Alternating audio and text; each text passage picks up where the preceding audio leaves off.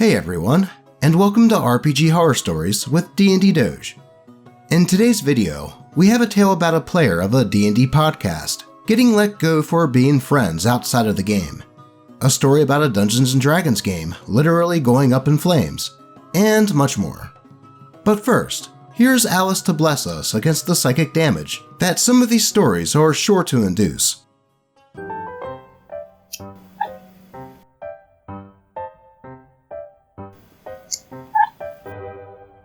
Thanks, Allie. Now I think we're ready to dive right into these stories. Am I the a-hole for my quote-unquote affair ruining my podcast? By Reddit user Aggravating Prize 473. For the past year, I have been part of a D&D podcast with Jem, 25-year-old female, Eve, 30-year-old female, May, 22-year-old female, and Rain, 30-year-old non-binary. Chuck, 25-year-old male, is the DM. May and Rain have been dating for 4 years. Their characters are dating in the show, and have forced their relationship to be the show's focus. Development for any other character is always second to their flirting. Once, when setting up a rare plot point for my character, I was cut off in the middle so the two of them could flirt for the remaining 2 hours of that session. This stretches from 1 to 2 episodes into 8+ episodes.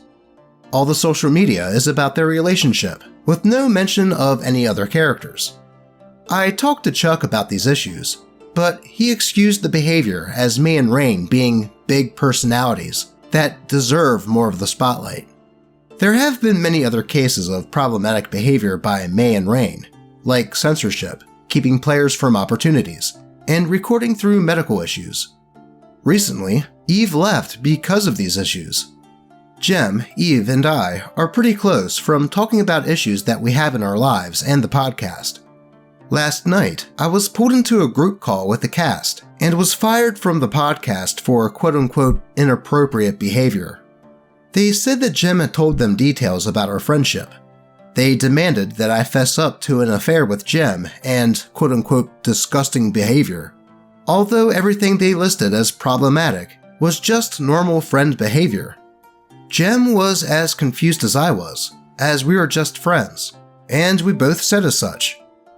Here's the thing, my partner is close with Jem too, and they even joke about running away together. When this was brought up, they brushed it off and said that the podcast cannot continue due to Jem and I's behavior. This entire time, Chuck was basically silent, only noting that trust was broken. The worst example of something they consider to be disgusting behavior? Once, I made plans to meet up with Jem. She ended up being near my work, so I grabbed dinner with her and her brother the night before we planned to go out. We still spent the next day together as scheduled, with my partner included, and Jem and I bought each other dice. When explaining that nothing bad happened, they insisted that we had secret meetings and that our behavior is cheating. They even said that buying dice for each other made May want to throw up. This was probably the worst behavior brought up in the 45 minutes of being screamed at, and this entire time, no one asked to speak to my partner or Eve. Since then, the three of them had told most people in our community about our quote-unquote affair. Jem has not stopped apologizing for telling May things about us, but we're fine as she did not disclose anything that I considered to be private. Jem explained that she was wary of me at first from past experiences, but that stopped when she got to know me, meaning that the issues brought up now are over 6 months old. I feel that the three of them are trying to make sure that they are not seen as the reason that the show is ending, and using us as scapegoats. Oh my god, how dare OP be friends with someone that they play Dungeons & Dragons with outside of the game? And just the fact that they bought dice for each other? Does their degeneracy know no bounds? What will their fans think? That it's okay to hang out with the opposite sex if you aren't going to sleep in beds that you have to slide together for happy fun marriage time? Seriously though, if this story as written by OP is the truth, then OP is totally not the a-hole. The other players on that podcast were. Like, Do they really think that being friends isn't allowed if they are part of a podcast? I mean, that's just what it sounds like. And to get all up in arms about the dice thing, like, chill out. He bought her dice, not an engagement ring. I think that OP summation is probably right. They wanted to end the podcast, but didn't want to be the ones at fault, so their solution is to start a scandal that doesn't involve them, so that their images aren't tarnished. Only, the proper ingredients for a scandal weren't there, so the dice had to do. And the fact that this group is using that and spreading rumors about OP and May to the others in their community is just scumbag behavior. It's stuff like this that makes me hope that karma is real. Hell, maybe OP, his girlfriend, Jem, and Eve can start their own podcast. Hell, I'd watch it just out of spite. But with that said, let's move on. D&D session goes up in flames. By Reddit user, Fairy Jars. So this happened only a few hours ago, so forgive me if I don't compose this in the best manner, because I'm still a bit shaken up by it. We were playing D&D at my buddy Jay's house, as is customary every Sunday. The session goes well, and we have some random encounters on a desert road. As we're packing up to leave, we hear screaming from his wife. She yells, "Fire! Fire! There's a fire!" We were in the basement, so we quickly made our way upstairs to escape the house.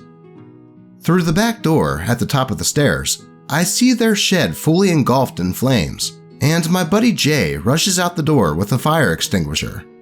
Of course, it was all for naught, as the flames had spread too much.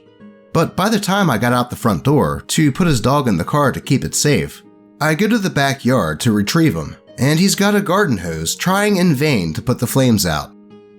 Several neighbors and I are screaming at him to get out of the yard, until he gives up and the fire department arrives soon after.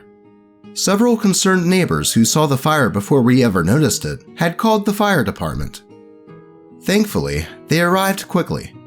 The home suffered minimal damage from the department pulling back the siding of the attic to make sure that no fire was in his home. He has insurance, so he'll get it repaired. And the neighbor's shed suffered some heat damage as well, and half of his yard was scorched.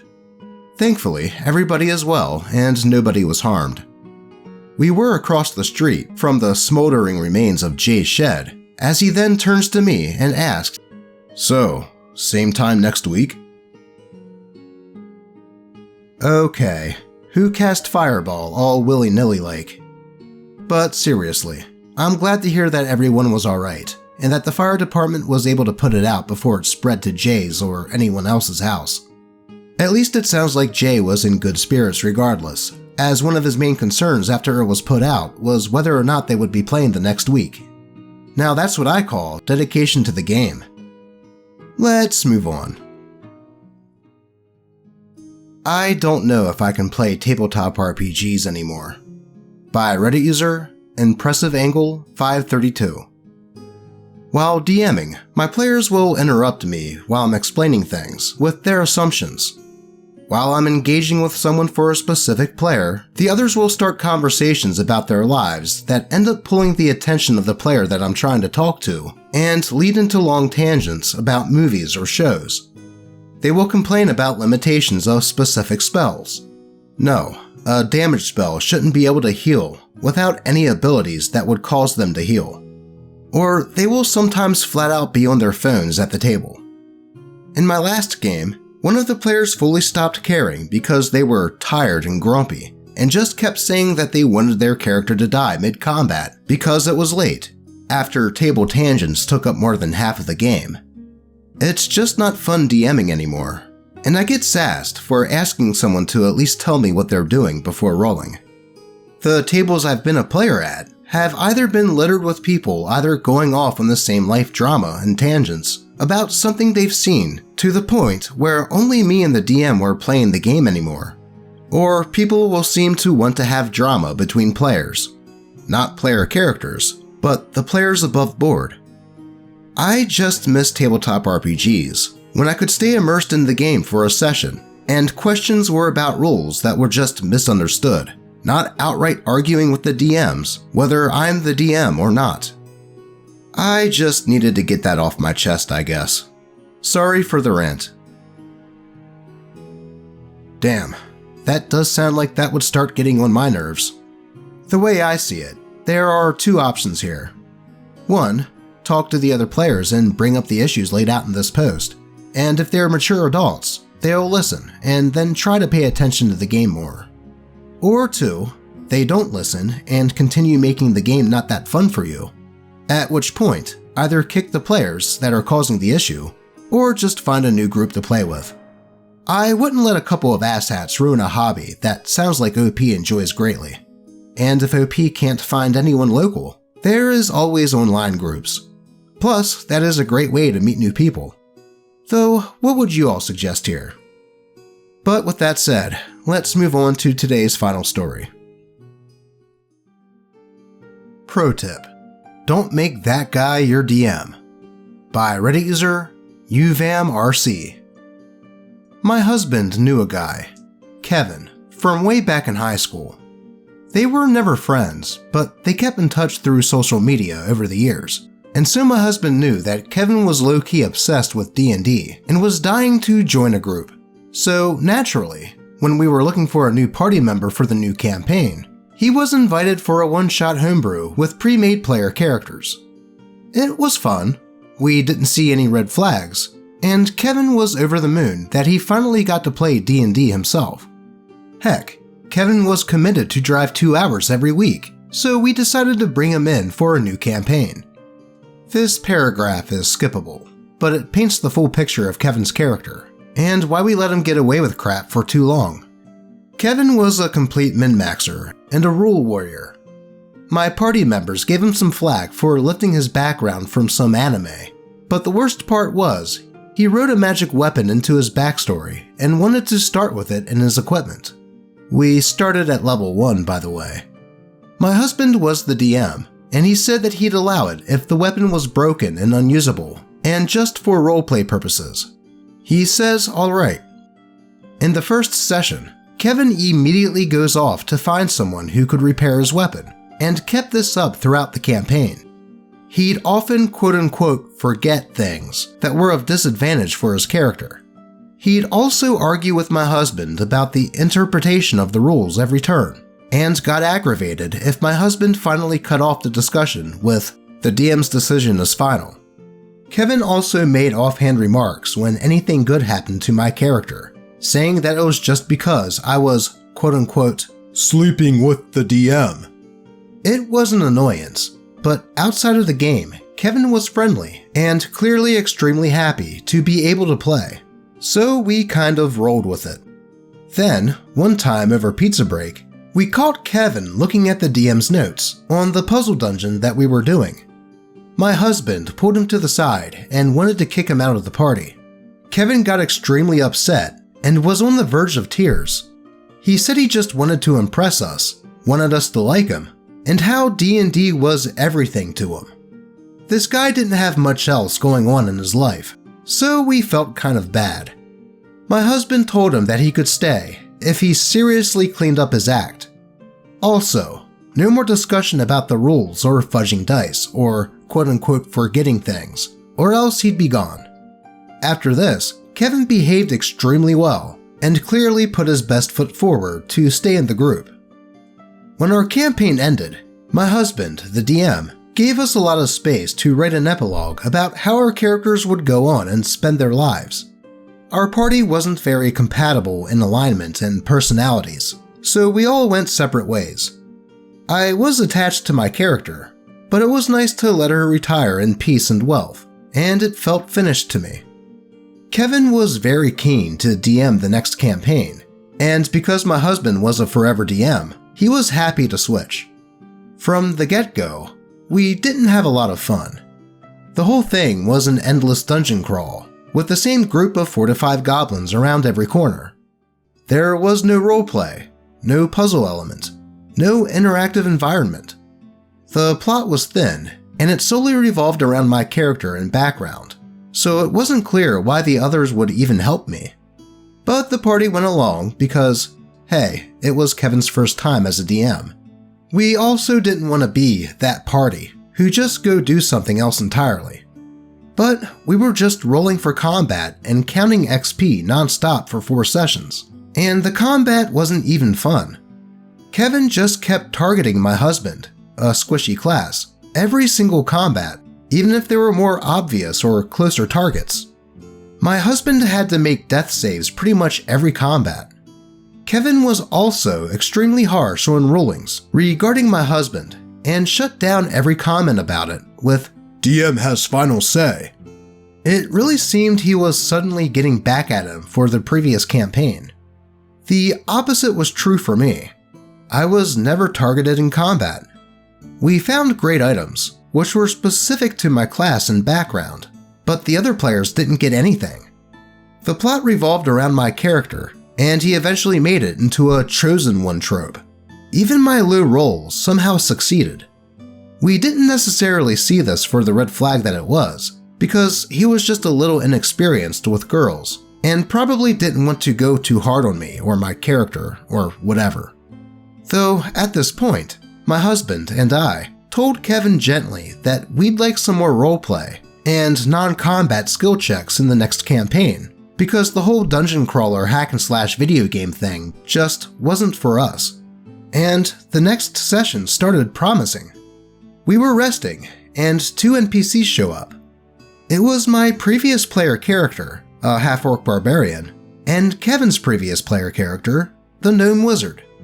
Kevin started this entire monologue from my player character's POV about how, after the previous campaign ended, my character quickly realized that she was in love with his player character and went out to find him, and they ended up getting married.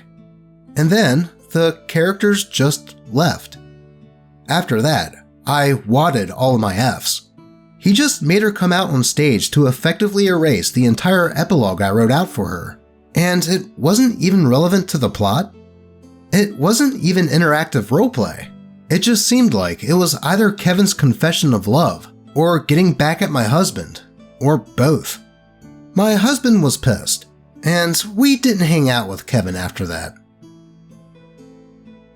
Now, normally, I wouldn't consider that last part to be reason enough to entirely exclude someone from a game group, but with everything that was done before that, and compounding upon it, I don't blame OP or her husband for giving Kevin the boot.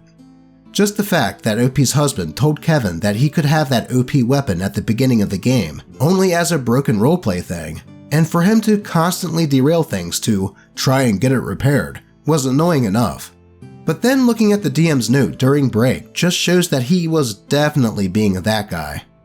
Though I can understand OP and her husband giving him a second chance, because when he said that he wanted to impress them and that D&D was everything to him was just sad. I mean, who wouldn't take pity on that? And besides, it sounded like he cleaned up his act for a little while after that. But what got me the most in this is when Kevin would constantly target OP's husband when he ran the game, and then say, "DM has final say," as an excuse. I mean, that is just so freaking petty. And the fact that he held on to that animosity for OP's husband just using that once is almost psychopathic.